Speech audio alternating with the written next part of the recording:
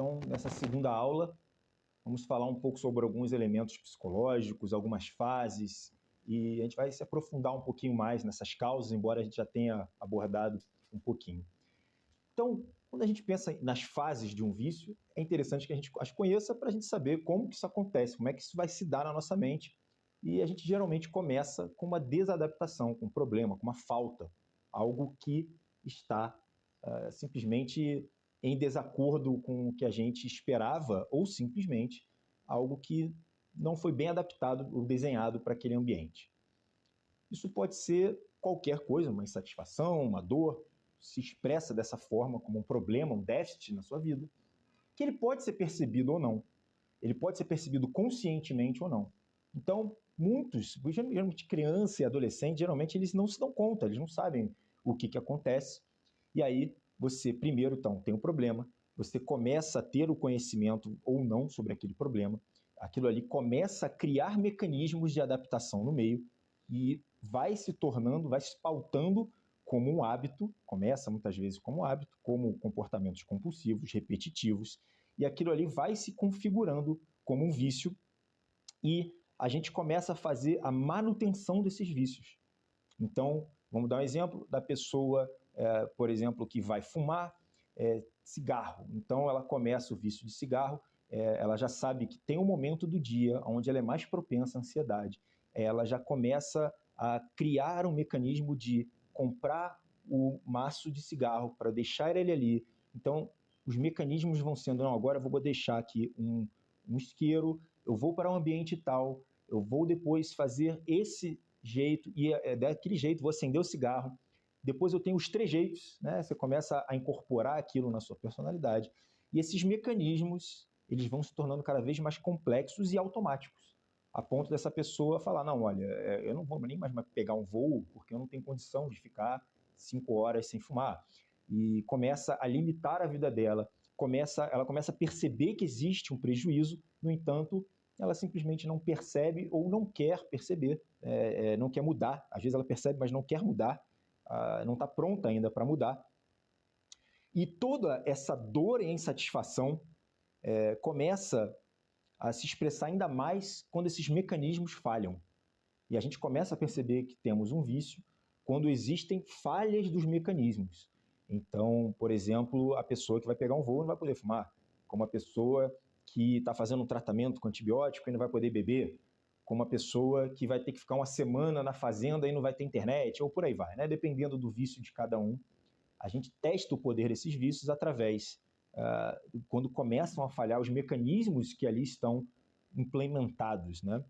E depois a pessoa começa a ter consequências desse vício, consequências dessa compulsão, limitações, as pessoas começam a reclamar, as pessoas não começam a ver tão bem esse viciado, ela começa a ter tantas limitações que ela começa a entender que ela deve aceitar que ela tem um vício.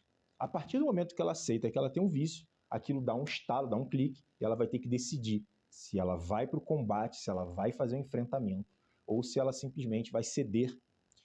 E aí dá-se o início de toda a jornada para sair desse poço profundo. Freud ele tem uma explicação muito interessante, que ele divide o ser humano em duas fases, né? Que seria a fase do prazer e da realidade. O ser humano que ainda se encontra na fase do prazer, que é essa que a gente está falando, é essa que a gente está martelando, essa fase de que a pessoa está completamente presa à necessidade desses estímulos, ela seria uma fase ainda imatura, uma fase inicial, como Freud explica. Essa pessoa fala, olha, essa pessoa ainda está vivendo em um determinado tipo de centro de personalidade ainda muito primitivo. Ela ainda não conseguiu assimilar o mundo de uma segunda forma, que é a forma que, segundo Freud, ele deveria fazer, que é você migrar para o mundo da realidade. O viciado, ele está mais preso ao mundo dos prazeres do que desse outro mundo que se sobrepõe à realidade. E a realidade, como Freud explica, seria basicamente ver a vida tal como ela é, que tudo envolve esforço, que tudo envolve um trabalho, que você precisa fazer coisas que ali não estão ligadas à primazia dessas sensações, que você deve trabalhar, que você deve, enfim, se sacrificar, ter um papel social, que as pessoas esperam coisas de você. Então, a evolução, ele coloca essas duas forças ambivalentes em um confronto, dizendo que a pessoa deve ir do mundo do prazer, né, que seria prazer e dor, né, para o mundo da realidade. E isso é natural do ser humano. Ele chama que isso é um movimento esperado do ser humano conforme ele vai amadurecendo. E Bion, que é um outro psicanalista brilhante, ele ainda dá um terceiro movimento. Ele fala, olha, realmente existe isso. Existe o mundo dos prazeres, o mundo da realidade, e que você deve se colocar nesse mundo da realidade. Mas existe, ele chama de um instinto natural do ser humano, que é a busca da verdade, que é exatamente sobre o que a gente estava falando, que são as camadas a partir de pelo menos da oitava, que são o mundo da sabedoria. E essa busca da verdade, ela vai além desses funcionamentos sociais, ela vai além de toda as nossas necessidades como ser humano social e passa a se tornar necessidades de ser humano espiritual, como em busca dessa identidade, em busca de ver as coisas tais como elas são antes mesmo de fragmentá-las com a mente racional. Então, enquanto você tem o ser humano que está lá buscando sensação, ele é primitivo, ele é infantil, ele está lá no início. Logo depois você tem um ser humano que já consegue assumir responsabilidades. Ele consegue, mesmo que seja pelo dever. Ele fala, olha, as pessoas esperam isso de mim. Eu já entendo que eu tenho um papel social. Essa sociedade, ela vai melhor comigo. Eu tenho até um certo prazer, mas já não é o mesmo prazer, aquele prazer já tão evanescente, pontual, né? E Freud, ele parou por aí. Bion vem e falou, olha, tem mais um, que é essa busca pela verdade.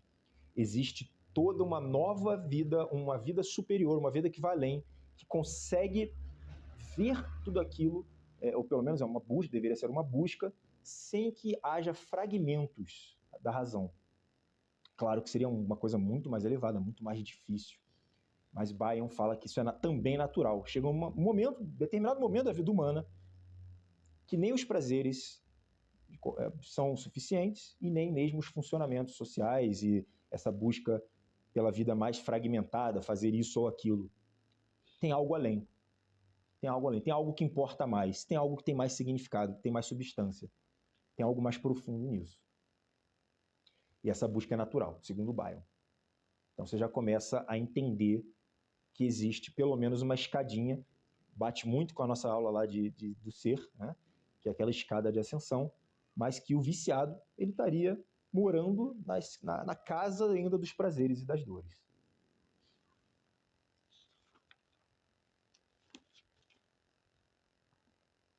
E essa verdade, essa busca dessa verdade, desse elemento mais alto, como ele é feito ainda com a mente racional, que é tudo que nós temos, a gente percebe o mundo por ela, ela vai precisar de elementos de apoio fixos.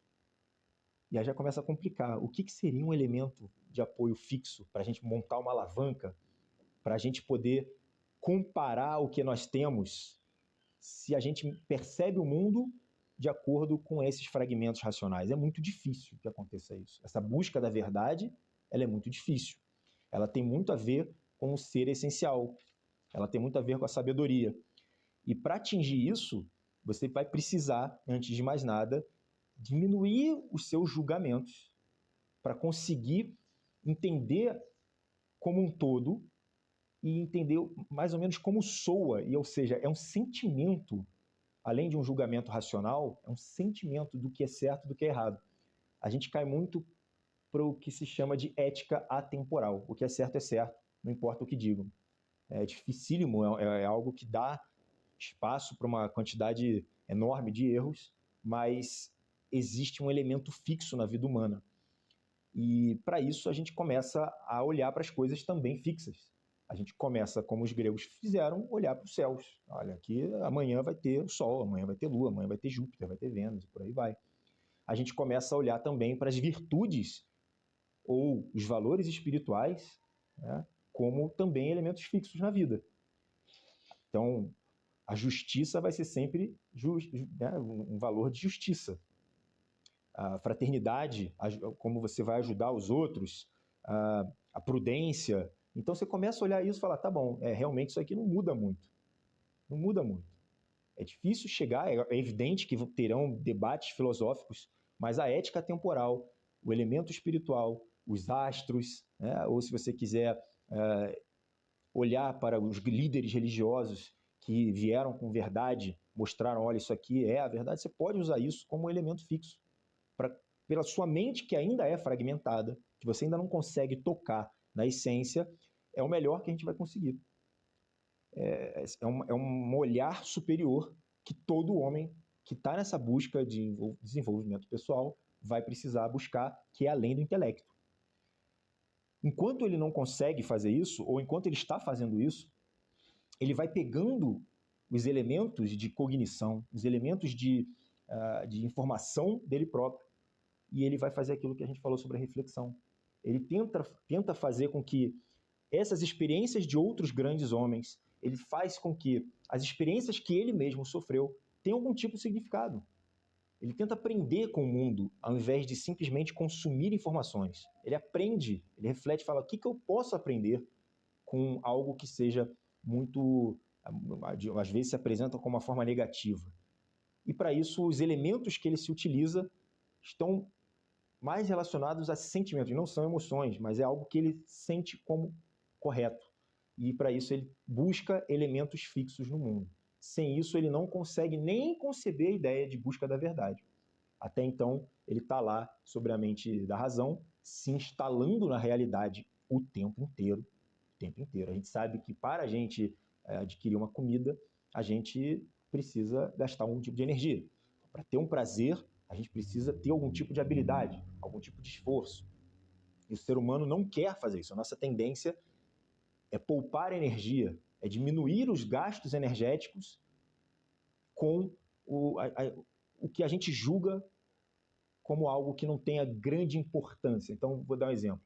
Qual é a importância de comer? Ela é toda e nada ao mesmo tempo. Se o que importa na vida é a busca espiritual, a comida não é tão importante. Se a gente está falando sobre permanência no mundo, a comida tem total importância. Então a gente precisa saber que existem graus de importância ali dentro. Né? E grau para onde? Para o corpo é de suma importância, para o espírito nem tanto. Né? Então, diminuir as importâncias do corpo físico vai fazer com que essa pessoa consiga progredir um pouquinho a mais nessa escala. E é muito do que os estoicos fazem. Né? Eles fazem bastante isso. Eles tentam diminuir as importâncias. Inclusive, uma das críticas que eles sofrem é exatamente essa. Eles falam, não, olha, esses estoicos estavam exagerando nessa busca de controle sobre o corpo. Mas a gente já sabe que, sobre essa busca superior, esses elementos eles poderiam vir a atrapalhar na gente. Né? Muito bem. Então, a gente tem um sujeito que está desadaptado de alguma forma no mundo, que sente um tipo de dor, que tem algum tipo de defeito, que sofre. E um jeito dele fazer isso é criar uma personalidade. Ele não vive na essência, ele está muito longe disso, como a gente viu. Então ele cria uma mentira, vamos dizer assim. Uma mentira, seja ela qual for. Olha, por exemplo, viciados em trabalho vão criar talvez a mentira, e aqui, claro, que cabe um debate sobre isso, né? O exemplo do trabalho, de que é o trabalho que dignifica o homem. Então, quanto mais eu trabalhar, mais eu serei digno. Quanto mais eu trabalhar, mais eu vou poder servir. Quanto mais eu trabalhar, mais eu vou poder ajudar a minha família. Isso é verdade, isso é mentira? Depende. Depende. Ela é verdade, claro, até determinado ponto, quando começa a se tornar um aspecto da personalidade que evita centros da pessoa. Então, um outro vício, por exemplo, que a pessoa ela precisa estar sempre rodeada de pessoas, ela não consegue ficar sozinha. Seria uma mentira, vamos dizer assim, uma fuga, uma adaptação que evita a solidão, quando na verdade a resposta está justamente no que a solidão quer dizer. Qual é a voz daquela solidão? Isso se aplica para qualquer vício. Por exemplo, o vício do cigarro. Aquela pessoa pode ter um momento de constrangimento, e com o cigarro faz com que ela crie uma espécie de comportamento que funcione como uma armadura, que esteja transmitindo uma outra ideia que ela mesma não conseguiu fazer. Enfim, os mecanismos são os mais variados. Mas é importante, se tiver alguém que tenha algum vício importante que esteja assistindo, é que ele comece a olhar para esse vício como um comportamento que está adaptado, que está compensando, que se torna um tipo de falsidade dentro do seu ser. Qual que é o problema disso? Porque, olha, eu conseguiria viver uma mentira se fosse o caso. Qual que é o problema disso? É que tem determinado ponto que leva a uma mentira a causar uma neurose. Uma neurose, não agora aqui falando como uma preocupação excessiva, mas como um tipo de esquema, como um tipo de verdade, como um tipo de pensamento fixo na cabeça daquele ser. E que lá na terapia, no momento de terapia, no momento de cura desse paciente, ele vai precisar pensar no quanto que ele consegue enfrentar essa criação própria dele.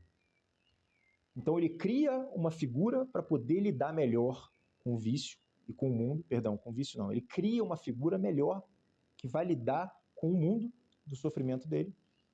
Então, um típico seria: eu vou começar a beber porque eu sou tímido, eu não tenho uma boa desenvoltura e agora eu sou a pessoa que bebe. E eu acredito que eu só vou funcionar se eu estiver bebendo, até que aquilo ali está funcionando maravilhosamente bem. Até que quando a pessoa começa a ver que tem um sofrimento, que ela quer se livrar daquilo, de alguma forma ela tem a busca da verdade, ela fala: eu quero ver o mundo através disso, não necessariamente ela se tornou alcoólatra, ela fala: pô, mas como é que eu seria sem esse vício? Então, ela vai ter um enfrentamento dessa neurose dela, e ela vai ter que fazer essa decisão do enfrentamento, muitas vezes lá na terapia. Isso pode vir através de uma crise existencial profunda, quando você tem que eliminar um traço da sua própria personalidade, uma falsa personalidade, um personagem, uma roupa que você se mostrou para o mundo que precisaria ser eliminado. Eu gosto de pensar, fazer um debate sobre o viciado, não só também como uma pessoa que está fraca, porque é fácil a gente pensar nisso. Vai falar: olha, você é fraco, você é um sujeito irresponsável, né? E simplesmente correu atrás disso e não enfrentou. Mas a gente deve pensar também daquela forma não tão fragmentada que eu falei, e olhar ele também como vítima. Como a gente falou que existe a predisposição genética, imagina a visão do próprio viciado como vítima. Eu vou dar um exemplo, que eu conheci um rapaz que ele era viciado em drogas. Agora, olha a história dele. Inicialmente você olha e você fala: é viciado em drogas, né? Não vou levar isso a sério, e coitado, e, enfim. Ele nasce num ambiente onde a mãe morre de complicações do HIV logo no primeiro mês de vida. Não tem mãe. E o pai dele, altamente viciado em cocaína, e tão viciado a ponto de ser devedor do tráfico de drogas, e entrega aquele bebê na mão dos traficantes, que se compadecem e criam um menino no meio do tráfico de drogas. Bom, é fácil a gente poder julgar os outros e falar assim: puxa vida, eu não sou viciado em drogas e que se ferrem, porque realmente fizeram uma escolha. Mas imagina essa pessoa que não tem um elemento fixo na vida, ele não teve aquela verdade que a gente pensou, nem vindo dos pais. Ele não teve o elemento que, quando nós somos crianças, os pais eles se apresentam como deuses para a gente, donos da própria verdade. O nosso primeiro elemento fixo são os pais. E quando os nossos pais nos amam, sempre tem duas mãos. A mão do amor e do acolhimento, e a amor da punição. Se uma das mãos fica maior do que as outras, pode ter certeza que essa pessoa vai criar algum tipo de desequilíbrio. Ou pune demais e se torna um neurótico, ou acolhe demais e a pessoa se torna extremamente permissiva. Nesses dois lados, a gente está falando sobre problemas que ali nascem naquela pessoa. E a pessoa como a gente falou, que sabe que o vício é um tipo de compensação, é um tipo de atenuação, ela é muito mais propensa a criar um vício. Então você imagina esse rapaz que não teve pais para nem uma mão nem outra, é criado com pessoas de índole altamente duvidosas e que não teve alguém para falar droga errado. Não teve. Olha, droga está aqui. Faça o que você bem entender. Basicamente, foi isso que aconteceu. Não teve um julgamento prévio. E a pessoa não tinha a sabedoria para poder olhar aquilo como um todo. E é evidente que ali existia uma genética. A gente viu que os próprios pais, a mãe morre de HIV e também era viciada, né? A genética é muito forte, determinante, que não é determinante, mas que inclina aquele rapaz na predisposição. Então, é evidente que foi isso que aconteceu. Ele se torna um viciado e tem a vida completamente destruída. Incrivelmente se mantém vivo até a longa idade, né? Então, é interessante que a gente veja sem tanto julgamento, porque o julgamento ele é feito a partir da nossa perspectiva, mas nem sempre ocorre isso com o viciado e nem sempre ocorre isso com a gente mesmo. Muitas vezes os nossos vícios eles não acusam grande desvantagem na vida, que é o caso do trabalho, por exemplo, né? É o caso do trabalho. O trabalho ele é muito bem aceito. Quanto mais eu trabalho, mais eu serei bem aceito nessa sociedade, provavelmente. Até que você pergunta, mas será que esse é o elemento principal da minha vida? Será que é assim que eu vou expressar o amor? Se a resposta for sim, o trabalho é o seu caminho. Problema nenhum. Né? Pelo contrário, que ótima ferramenta para você chegar. Mas o que geralmente eu vejo nos workaholics é que é exatamente uma fuga de um elemento central da sua vida. E ele acaba se tornando algo que mantém o ser na periferia de si, porque ele não consegue ainda entender o que é elementar e central na vida dele. Então ele se mantém sempre trabalhando, porque ele não pode, por exemplo, parar e refletir sobre si mesmo. Bom, então, a gente percebe com esse papo, principalmente do menino drogado, é que a gente pode ver isso sem tanto julgamento. Mas sejamos sinceros. Existe um julgamento moral de todo e qualquer viciado.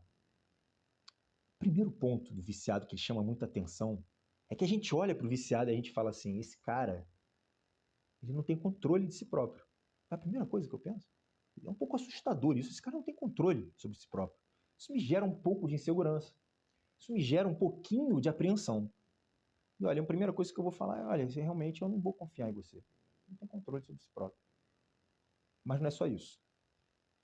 Muitas vezes esse viciado tem um pouco de vergonha disso e ele esconde seus atos. Ele faz isso tudo escondido. E aí já tem um segundo elemento social que visa uma lesão moral. Então, além de você não confiar em você mesmo, você está me escondendo essas coisas. Né? Terceiro ponto, você não consegue brigar contra a sua própria vontade. Você age como um animal. Então, além do descontrole, é uma pessoa que não tem resiliência. Né? Ela simplesmente cede. Isso pode gerar um julgamento moral nessa pessoa que faz com que a gente se sinta completamente avesso aos viciados. E aí a gente começa um debate agora que seria isso. Ele vai exatamente para esse ponto, né? Vício é um problema moral? Será que essa pessoa teve um cenário externo tão forte quanto esse rapaz? Será que em algum momento ela cedeu aos prazeres? Será que ela não amadureceu? Será que a gente está falando de uma plena imaturidade? Então, essas perguntas elas começam a brotar e a gente começa a olhar aquele viciado com um olho um pouco mais ambivalente, duplo. A gente olha também com carinho, mas a gente olha com julgamento. A gente não sabe muito bem o que esperar dele, a gente olha com pena. Então é um paradigma. E principalmente quando os vícios eles não são exatamente tão expressivos, como é o caso do café, do cigarro, né, do trabalho. São vícios até considerados, por exemplo, a corrida, né? Ou a pessoa às vezes tem um vício relacionado a uma gula, às vezes a pessoa tem um comportamento escuso, Aquilo é estranho, é misterioso para a gente. E essa pessoa, o viciado, ele começa a associar isso à própria identidade dele. Ele se identifica com o vício, né? Ele começa a criar símbolos e trejeitos e vai passando essa comunicação para o mundo. Olha, eu sou o cara que fuma, eu sou o cara que bebe, eu sou o cara que só trabalha. Essa é a minha identidade. E a gente sabe que para a gente entender a real identidade, ela é além do ego. A gente precisa ir além do ego, a gente precisa criar um senso de assentamento dos pensamentos e das emoções e dos trejeitos e dos prazeres físicos para a gente começar a tentar olhar essa essência, essa identidade que a gente está falando. Mas esse viciado, ele pega aquilo, ele está tão arraigado nesses mecanismos que ele não consegue ver a vida dele como seria sem aquele vício. Então, eu vejo na internet, uma vez alguma pessoa posta aquilo, né? Será que você conseguiria ficar um mês nessa casa sem internet, uma semana nessa casa sem internet? E um monte de gente falando, jamais, né? Jamais, eu não conseguiria. Estão viciados. Para você perceber se a pessoa é viciada, basta você dizer, você conseguiria ficar uma semana sem esse vício? É simples assim. Você conseguiria ficar um mês sem isso? Você consegue? Você teria o domínio sobre os seus atos? Ou não? Essa mente que a gente percebe o mundo, ela tem essas funções que a gente falou, das conexões neuronais, ela tem a química, ela tem a predisposição genética.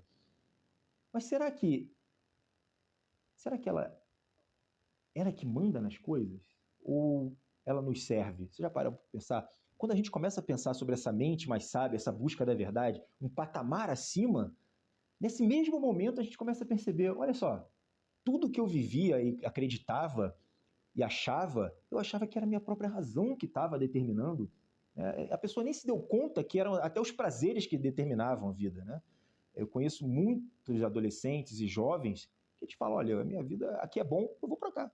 Aqui é ruim, eu evito. Né?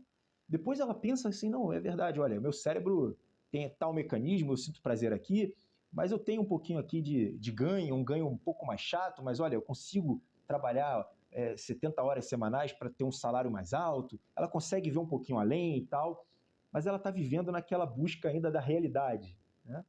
E aí eu pergunto, muita gente não sabe disso, a mente, ela é determinante da sua pessoa, da sua essência, de quem você é, de como você deve viver a vida, ou ela te serve? Essa é uma pergunta dificílima, dificílima. Então, o pessoal lá da terapia cognitiva comportamental fala, não, o pensamento manda em tudo. O pensamento manda em tudo. Ele é soberano. Para Platão, é como falar que a rédea seria soberana sobre os cavalos. E não é. Né? A gente tem algo que vai um pouco além, que é o que o Bion fala sobre a busca da verdade através de um eixo absoluto. Isso é difícil, é contemplativo, precisa de reflexão, vai demandar uma série de meditações, não só daquele ponto de vista transcendental, né, viagens astrais, nada disso, mas de refletir sobre as lições que você está tendo no mundo, para você conseguir fazer com que essa própria mente seja serva de você e não produtora de pensamentos, porque a gente sabe, como a gente mostrou no exercício de acenar, que ela também pode produzir mentiras, ela pode produzir pensamentos enviesados. E dentro dessa batalha, que é uma batalha de ascensão, assim como o Arjuna do Bhagavad Gita, dentro dessa batalha que existem os prazeres físicos, essa batalha ela também mostra o quanto que esse elemento espiritual, que era, a maioria das vezes, para a maioria das pessoas, inexistente, invisível, ele também era fraco. Era uma batalha amplamente perdida. Então, quando a gente olha o vício como um problema moral, é também interessante que a gente olhe isso. É claro que é um problema também moral, também moral. A gente olha para isso e fala assim, bom, eu quero participar dessa batalha. Parece interessante uma batalha moral. É uma batalha que tem agora dois lados. Antigamente não tinha. Quantos de vocês não ouviram que a vida era só isso, buscar prazeres e evitar dores? Quantos de vocês não falaram, olha, se faz bem. Aliás, a psicologia moderna passou por uma fase forte. Até hoje eu vejo psicólogos postando isso. Se faz bem, vá lá, faz. Né? Pode fazer. Se é algo que te dê boas sensações, vai lá e faz, essa é a verdade. Né? E aí você tem uma legião de pessoas que não conceberam a ideia de que possa existir uma batalha entre os bens elevados, espirituais, sensações mais duradouras e as sensações oriundas do próprio físico. Só assim você começa a ver que você tem feridas emocionais, feridas históricas, feridas psicológicas, feridas na sua própria biografia. É só assim que você consegue conceber qual é a origem dessas feridas. Será que foi uma expectativa sua frustrada? Perceba que a gente lida muito com o mundo de acordo com as nossas expectativas perante o mundo. Então, eu não sofro porque eu falhei na prova. Não sofro por isso. Eu sofro porque eu achei que eu tivesse que passar em todas as provas. Alguém me falou isso ou eu mesmo criei essa sensação. Eu olhei para o mundo e falei, eles estão passando, é natural que eu também passe. Mas não é bem assim. Né? Você vê, olha, eu olho para o mundo e assim, eu vou muito mal com as mulheres. Realmente eu não sou um cara bom namorador, eu não sou uma pessoa que saiba seduzir. Né? Então, começa com uma expectativa, porque quem falou que você deveria ser bom sedutor? Né? Você mesmo, provavelmente foi você mesmo em um meio de comparação social. Então, é só olhando para o seu vício, olhando para essa dor, para essa ferida, perguntando de onde que ela vem, que você vai começar também a entender qual é a origem dessa ferida. E se ela existe mecanismos mais complexos e mais profundos. A gente sabe, através de alguns artigos, até deixei um aqui, que muitos dos viciados, muitos dos dependentes, muitos dos compulsivos tiveram histórico de abuso. Abuso sexual, abuso emocional, algum tipo de violência física na infância. O motivo disso é aquele excesso de mão restritiva, o excesso da mão bruta, fazendo com que o mecanismo de defesa do mundo daquela pessoa seja uma adaptação a esse tipo de sofrimento. Ela olha para o mundo e fala, isso aqui é amargo demais para eu viver, vou criar algum tipo de prazer ou evitação de dor. Então ela pode buscar algum tipo de vício nisso. Nesse momento, o abuso ou a violência infantil, ela seria uma desestruturação das crenças daquela pessoa no mundo. Ela simplesmente não consegue conceber um meio de vida pleno, pacífico. Né? Então isso pode vir a criar mecanismos até inclusive de patologias mentais. A gente sabe muito bem que o abuso e toda a violência pode ser demasiada para uma criança, mesmo que para um adulto não seja, para a criança aquilo pode ser mal interpretado. Então, quando o abuso principalmente é crônico ou cruel demais, aquela violência cruel demais, aquela criança também tem uma predisposição maior a fazer vício, e a gente já entendeu isso muito bem, que aquilo ali é uma compensação de uma lesão, uma adaptação ao mundo atual. Muitos dos vícios são por outros tipos de dores. Eu acho interessante uma dor que ela não tem nada a ver com algo que aconteceu, ou que sofre, ou que tal. É simplesmente assim, a pessoa não tem sentido. A pessoa não tem um objetivo real. Ela ainda acredita no mundo dos prazeres. E se ela não tem os prazeres, a vida dói muito. Então, uma coisa é uma pessoa que busca prazeres e ela mora na primeira classe dos Estados Unidos. Outra coisa é a pessoa que busca prazeres e está na última classe do Brasil, que ela não vai ter aqueles determinados prazeres. Então, é evidente que a chance dela se desestruturar dentro do psiquismo dela e criar cenários de dor e sofrimento e compensação vai ser muito maior. Uma coisa que eu vejo também é o desconhecimento total do que é valor humano, do que é ser um ser humano. A maioria das pessoas ainda vive com os valores animalescos, que é a expansão de território, aumento da cópula, aumento de parceiras, aumento da expressão social. Isso, principalmente para uma pessoa que não conhece a filosofia, para uma pessoa que não parou e refletiu sobre o que há além do que a gente consegue ver, essa pessoa também, além do vazio existencial, ela não tem um norte para se guiar. Essa pessoa pode também, eventualmente, se sentir tão entediada no mundo que ela pode vir a buscar algum tipo de conforto nos vícios. Né? Então, quando a gente falou sobre essa batalha, quando a gente falou sobre a luta do Arjuna, quando a gente falou sobre a ambivalência desses sentimentos em nós, eu lembro muito dos pais, né? Que, como eu falei, eles têm as duas mãos. Nessas duas mãos que precisam estar em equilíbrio, o nosso sentimento também é ambivalente perante os pais. Isso quer dizer o seguinte: a gente olha para os nossos pais, principalmente no início da vida, é claro que é muito amor e tal, mas a gente começa a adotar o nosso individualismo bem devagarzinho, os nossos comportamentos, a gente tem aquele excesso de energia, a gente faz besteira e tal, os nossos pais começam a mostrar outra mão.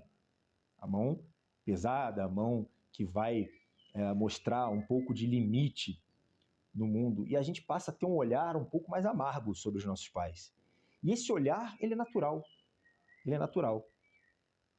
Pouco do que acontece hoje com o nosso momento da nossa humanidade é que toda essa mão mais dura, a mão que veio e mostrou os limites, a mão da imposição, a mão que pode ser até muitas vezes muito dura, ela foi enfraquecida.